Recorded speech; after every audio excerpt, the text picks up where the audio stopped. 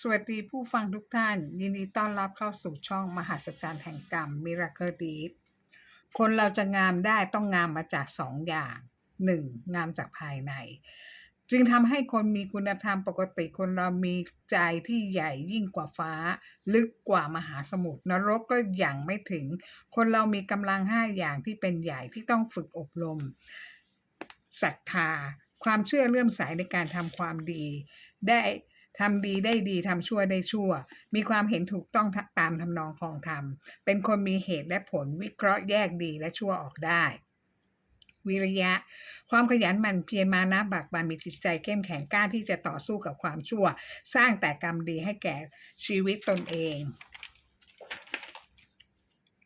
สติการรู้ตัวก่อนคิดก่อนพูดก่อนลงมือทำการสิ่งใดๆสมาธิฝึกจิตใจให้มีความหนักแน่นมั่นคงสามารถต่อสู้กับสภาวะอารมณ์ต่างๆได้ปัญญาความรอบรู้ความฉลาดที่เกิดจากการเรียนรู้สามารถวิเคราะห์เหตุการณ์เรื่องราวต่างๆที่เกิดขึ้นได้อย่างแตกฉานโดยไม่สั่นคลอนต่อสิ่งที่เกิดขึ้นเพราะจิตใจผ่านการฝึกอบรมมาอย่างดีเมื่อมีกำลังห้าที่ใหญ่เข้มแข็งหนักแน่นแล้วเราจะต้องสามารถพึ่งตนเองได้เพราะตนเป็นที่พึ่งแห่งตนตามที่พระพุทธเจ้าตรัสสอนไว้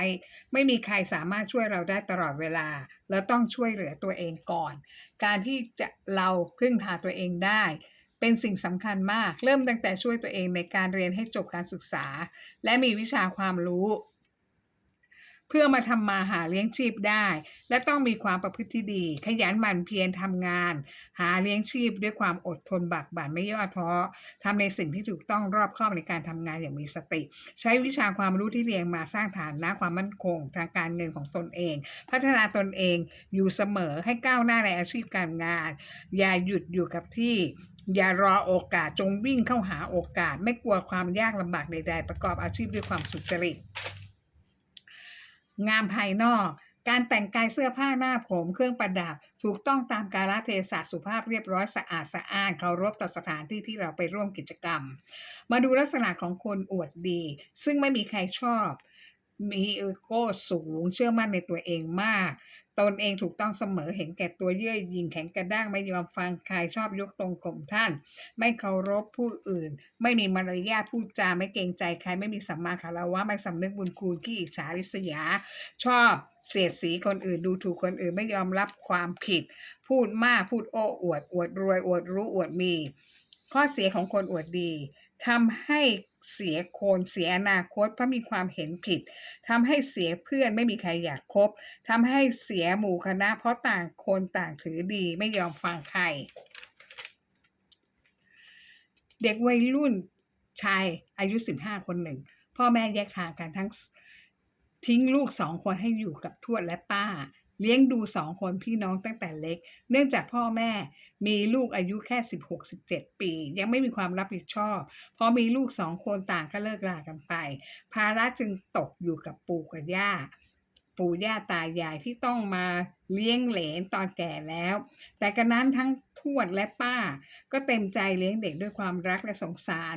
ญาติแท้ๆก็ไม่เอากลัวภาระต้องรับผิดชอบพูดง่ายๆกลัวเสียเงินในการเลี้ยงดูหลานแท้ๆของตนเอง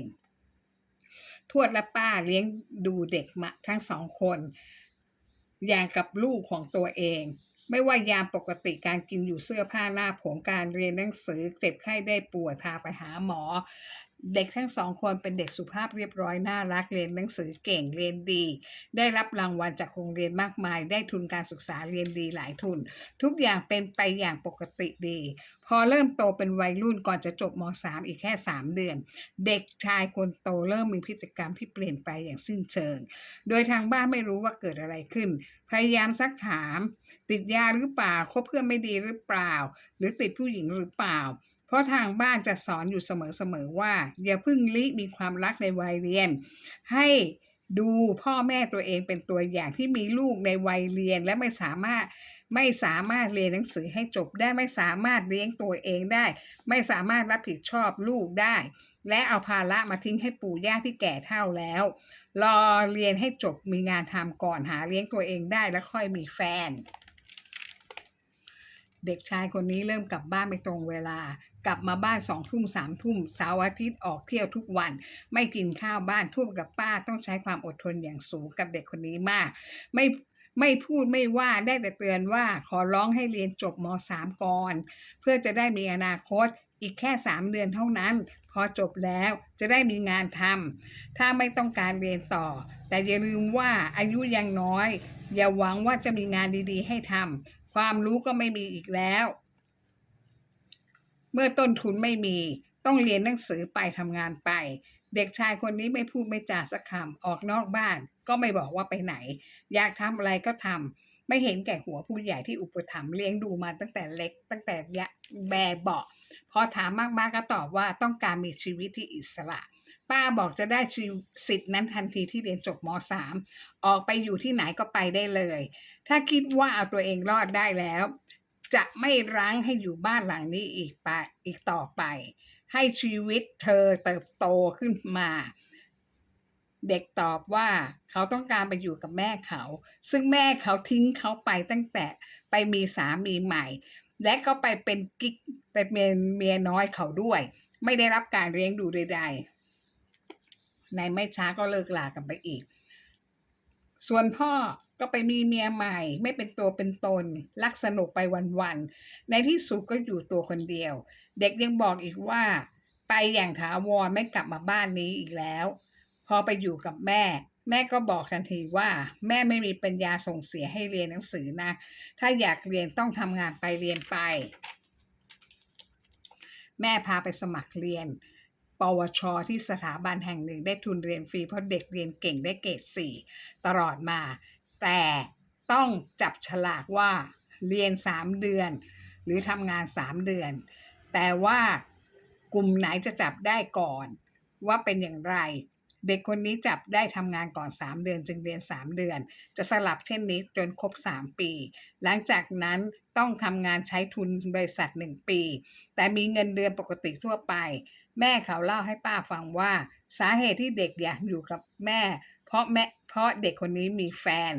จะได้คบกันอย่างอิสระแม่บอกว่าแม่ไม่ว่าอะไรมีแฟนก็มีไปแต่ต้องเรียนไปทำงานไปแม่ไม่มีปัญญารับผิดชอบนะเรื่องแฟนเรื่องเรียนและอย่าได้มีลูกก่อนนะแม่ไม่เอาแม่ไม่เลี้ยงอย่างแน่นอนป้าและทวดก็บอกว่าไม่เอาอีกต่อไปแล้วป้าและทวดก็แก่แล้วไม่รับภาระใดๆอีกต่อไปแล้วสร้างภาระขึ้นมาเองก็ต้องรับผิดชอบเองพอวันแรกเริ่มไปทำงานร้านสะดวกซื้อเนื่องจากอายุเพียง15ยังไม่รู้เรื่องระบบการทำงานยังไม่เข้าใจผู้จัดการก็ด่าว่าเสียหายทุกวันเด็กกลับมาร้องไห้เล่าให้แม่ฟังว่าถูกผู้จัดการด่าเสียหายไม่รู้เป็นเพราะอะไรทำไมผู้จัดการไม่ชอบขี้หน้าเขาแต่เขาต้องทนไปทำงานทุกวันเหมือนไปลงนรกทุกๆวันแม่บอกต้องอดทนนี่คือชีวิตจริงๆของมนุษย์เงินเดือนอยากได้เงินเขาก็ต้องทำงานพิสูจน์ฝีมือให้เห็นอย่าทำงานผิดพลาดบ่อยๆไม่มีใครให้อภัยนะไม่ทำก็ไม่ได้เพราะต้องเรียนให้มีความรู้สูงขึ้นกว่านี้อีกหน่อยนี่คือบทเรียนชีวิตราคาแพงที่ได้รับทันตาเห็นของเด็กอวดดีสวัสดีค่ะ